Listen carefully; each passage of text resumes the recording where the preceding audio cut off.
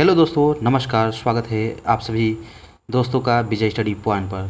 दोस्तों, सबसे पहले आप लोगों से एक रिक्वेस्ट है कि जो भी भाई हमारे चैनल पर नए हों और चैनल को सब्सक्राइब नहीं किए हैं तो प्लीज़ आप चैनल को सब्सक्राइब कर लें और बेल आइकन को ऑल पर क्लिक कर लें, जिससे कोई अगला वीडियो अगर चैनल पर अपलोड किया जाए तो उसका नोटिफिकेशन आपके पास पहुंच जाए। ठीक है, तो चलिए अब हम अपने टॉपिक को स्टार्ट करते हैं और देखते हैं क्वेश्चन नंबर फर्स्ट, जो कि इस प्रकार है। दिल्ली के किस सुल्तान ने रक्त और लौह की नीति अपनाई थी? तो इसका राइट आंसर होगा ऑप्शन बी, बलबन। बलबन ने जो होता है रक्त और लौह की नीति को अपनाया था। ठीक है, चलिए आगे चलते हैं और अगला क्वेश्चन देखते हैं, क्वेश्चन नंबर 2, जो कि इस प्रकार है। उपराष्ट्रपति निर्वाचन के लिए न्यूनतम आयु योग्यता है। तो उपराष्ट्रपति के निर्वाचन के लिए आपकी न्यूनतम योग्यता क्या होनी चाहिए? तो इसका राइट आंसर होगा ऑप्शन बी, 35 वर्ष। ठीक है, उपराष्ट्रपति बनने के लिए आपका जो होता है उम्र 35 वर्ष होना आवश्यक है। ठीक है, चलिए आगे चलते हैं और अगला क्वेश्चन देखते हैं, क्वेश्चन नंबर तीसरा, जो कि इस प्रकार है। क्वेश्चन नंबर थर्ड, राष्ट्रीय विज्ञान दिवस कब मनाया जाता है? तो इसका राइट आंसर होगा ऑप्शन बी, 28 फरवरी। 28 फरवरी के जो होता है राष्ट्रीय विज्ञान दिवस के रूप में मनाया जाता है। ठीक है, तो चलिए अब अगला क्वेश्चन, क्वेश्चन नंबर 4 को देखते हैं, जो कि इस प्रकार है। ऑस्ट्रेलिया में स्थित घास का मैदान को क्या कहा जाता है? तो इसका राइट आंसर होगा ऑप्शन ए, डाउन्स। ऑस्ट्रेलिया में स्थित घास के मैदान को जो होता है डाउन्स के नाम से जाना जाता है। चलिए आगे चलते हैं और अगला क्वेश्चन, क्वेश्चन नंबर 5 को देखते हैं, जो कि इस प्रकार है। बंगाल के गवर्नर को बंगाल का गवर्नर जनरल पदनाम दिया गया। तो बंगाल के गवर्नर को जो होता है बंगाल का गवर्नर जनरल का नाम कब दिया गया था? तो इसका राइट आंसर होगा ऑप्शन ए, 1773 के रेगुलेटिंग एक्ट के तहत जो होता है बंगाल के गवर्नर को बंगाल का गवर्नर जनरल कहा जाने लगा था। ठीक है, और इस तरह से वारेन हेस्टिंग्स बंगाल का प्रथम गवर्नर जनरल बनता है 1773 के रेगुलेटिंग एक्ट की तहत। ठीक है, चलिए आगे चलते हैं और अगला क्वेश्चन, क्वेश्चन नंबर 6 देखते हैं, जो कि इस प्रकार है। क्वेश्चन नंबर 6, पौधों के लिए आवश्यक सूक्ष्म पोषक तत्व है। तो पौधों के लिए आवश्यक सूक्ष्म पोषक तत्व कौन सा है? तो ऑप्शन देखते हैं। Option A, boron. Option B, manganese. Option C, nickel. और ऑप्शन डी, उपर्युक्त सभी। तो इसका राइट आंसर होगा ऑप्शन डी, उपर्युक्त सभी। ये सभी जो होता है पौधों के लिए आवश्यक सूक्ष्म पोषक तत्व हैं। ठीक है, निम्न में से कौन भारत का मार्टिन लूथर कहलाता है? तो इसका राइट आंसर होगा ऑप्शन सी, स्वामी दयानंद सरस्वती। स्वामी दयानंद सरस्वती को जो होता है भारत का मार्टिन लूथर कहा जाता है। ठीक है, चलिए आगे चलते हैं और अगला क्वेश्चन, क्वेश्चन नंबर 8 को देखते हैं, जो कि इस प्रकार है। क्वेश्चन नंबर 8, अस्थियों का वैज्ञानिक अध्ययन विज्ञान के किस शाखा के अंतर्गत किया जाता है? तो इसका राइट आंसर होगा ऑप्शन ए, ऑस्टियोलॉजी। ऑस्टियोलॉजी के अंतर्गत जो होता है अस्थियों का अध्ययन किया जाता है। ठीक है, चलिए आगे चलते हैं और अगला क्वेश्चन, क्वेश्चन नंबर 9 को देखते हैं, जो कि इस प्रकार है।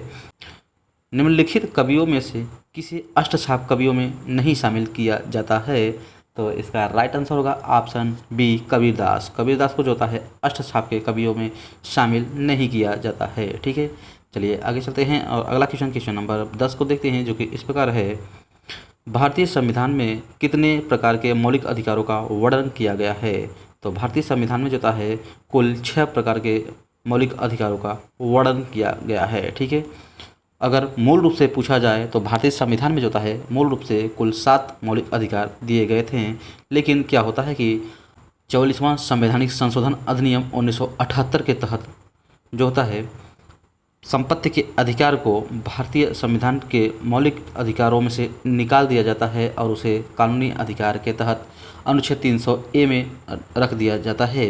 ठीक है, इस तरह से अब केवल मौलिक अधिकारों की संख्या मात्र 6 रह गई है। ठीक है, चलिए आगे चलते हैं और अगला क्वेश्चन, क्वेश्चन नंबर 11 को देखते हैं, जो कि इस प्रकार है। क्वेश्चन नंबर 11, गायत्री मंत्र की रचना किसने की थी? तो गायत्री मंत्र की रचना जो होता है विश्वामित्र ने किया था। Option A is right answer of this question. ठीक है, गायत्री मंत्र की रचना विश्वामित्र ने किया था। ठीक है, चलिए आगे चलते हैं और अगला क्वेश्चन, क्वेश्चन नंबर 12 को देखते हैं, जो कि इस प्रकार है। क्वेश्चन नंबर 12, बाबरनामा की रचना किसने की थी? तो बाबरनामा की रचना जो होता है बाबर ने खुद ही किया था। Option A is right answer of this question. ठीक है, बाबरनामा की रचना बाबर ने किया था और यह जो होता है तुर्की भाषा में लिखी गई है। ठीक है, चलिए आगे चलते हैं और अगला क्वेश्चन, क्वेश्चन नंबर 13 को देखते हैं जो कि इस प्रकार है, भारत का दक्षिणतम बिंदु इंदिरा पॉइंट कहाँ स्थित है।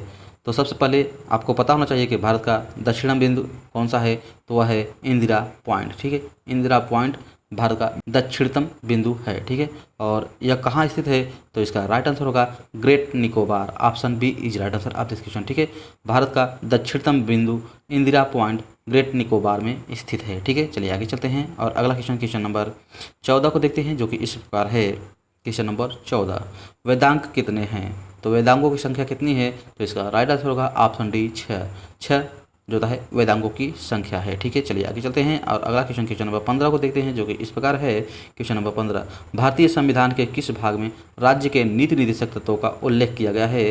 तो इसका राइट आंसर होगा ऑप्शन डी भाग 4 में जो है राज्य के नीति निर्देशक तत्वों का उल्लेख किया गया है।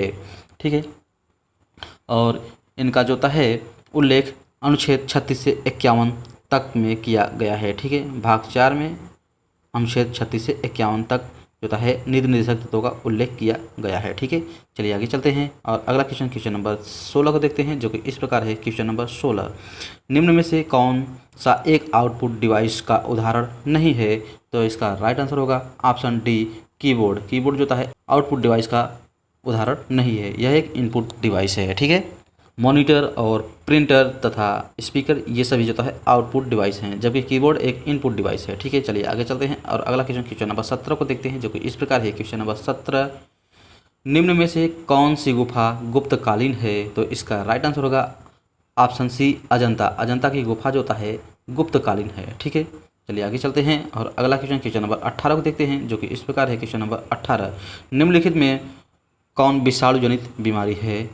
तो इसका राइट आंसर होगा उपर्युक्त सभी। उपर्युक्त सभी जो है विषाणु जनित बीमारी हैं। ठीक है, जैसे कौन कौन से, इन्फ्लुएंजा, चेचक और हाइड्रोफोबिया, ये सभी जो है वायरस द्वारा होते हैं, अर्थात विषाणु द्वारा होते हैं। ठीक है, चलिए आगे चलते हैं और अगला क्वेश्चन, क्वेश्चन नंबर 19 को देखते हैं जो कि इस प्रकार है। क्वेश्चन नंबर 19, विद्युत धारा का एसआई मात्रक निम्नलिखित में से क्या होगा। तो विद्युत धारा का एसआई मात्रक क्या है, तो इसका राइट आंसर होगा ऑप्शन सी एम्पियर। एम्पियर जो है विद्युत धारा का एसआई मात्रक है। ठीक है, चलिए आगे चलते हैं और अगला क्वेश्चन, क्वेश्चन नंबर 20 को देखते हैं जो कि इस प्रकार है। भारतेंदु नाट्य अकादमी की स्थापना कब की गई थी। तो इसका राइट आंसर होगा ऑप्शन ए 1975 में जो है भारतेंदु नाट्य अकादमी की स्थापना की गई थी। ठीक है, चलिए आगे चलते हैं और अगला क्वेश्चन, क्वेश्चन नंबर 21 को देखते हैं जो कि इस प्रकार है। क्वेश्चन नंबर 21, पिरेनीज पर्वत किन दो देशों के बीच में स्थित है। तो इसका राइट आंसर होगा ऑप्शन ए फ्रांस और स्पेन के बीच में जो है पिरेनीज पर्वत पाया जाता है। कहाँ पर, फ्रांस और स्पेन के बीच में। ठीक है, चलिए आगे चलते हैं और अगला क्वेश्चन, क्वेश्चन नंबर 22 को देखते हैं जो कि इस प्रकार है। Question number 22, nitrous oxide gas का रासायनिक सूत्र है। तो नाइट्रस ऑक्साइड गैस का रासायनिक सूत्र क्या होता है। तो इसका राइट आंसर होगा ऑप्शन ए N2O। N2O जो होता है नाइट्रस ऑक्साइड गैस का सूत्र है, और नाइट्रस ऑक्साइड को जो है हंसाने वाली गैस भी कहा जाता है। ठीक है, नाइट्रस ऑक्साइड को हंसाने वाली गैस भी कहा जाता है और इसका सूत्र N2O है। ठीक है, चलिए आगे चलते हैं और अगला क्वेश्चन, क्वेश्चन नंबर 23 को देखते हैं जो कि इस प्रकार है। क्वेश्चन नंबर 23, राष्ट्रीय मानवाधिकार आयोग के अध्यक्ष का कार्यकाल कितने वर्ष का होता है। तो इसका राइट आंसर होगा ऑप्शन बी 5 वर्ष का। ठीक है, राष्ट्रीय मानवाधिकार आयोग के अध्यक्ष का कार्यकाल जो होता है वह 5 वर्ष का होता है। ठीक है, चलिए आगे चलते हैं और अगला क्वेश्चन, क्वेश्चन नंबर 24 को देखते हैं जो कि इस प्रकार है।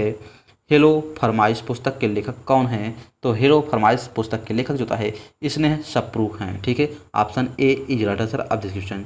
ठीक है, चलिए आगे चलते हैं और अगला क्वेश्चन, क्वेश्चन नंबर 25 देखते हैं जो कि लास्ट क्वेश्चन होगा। ठीक है, और चलिए देखते हैं क्वेश्चन नंबर 25, निम्नलिखित में से किस नदी के तट पर श्रीनगर बसा हुआ है।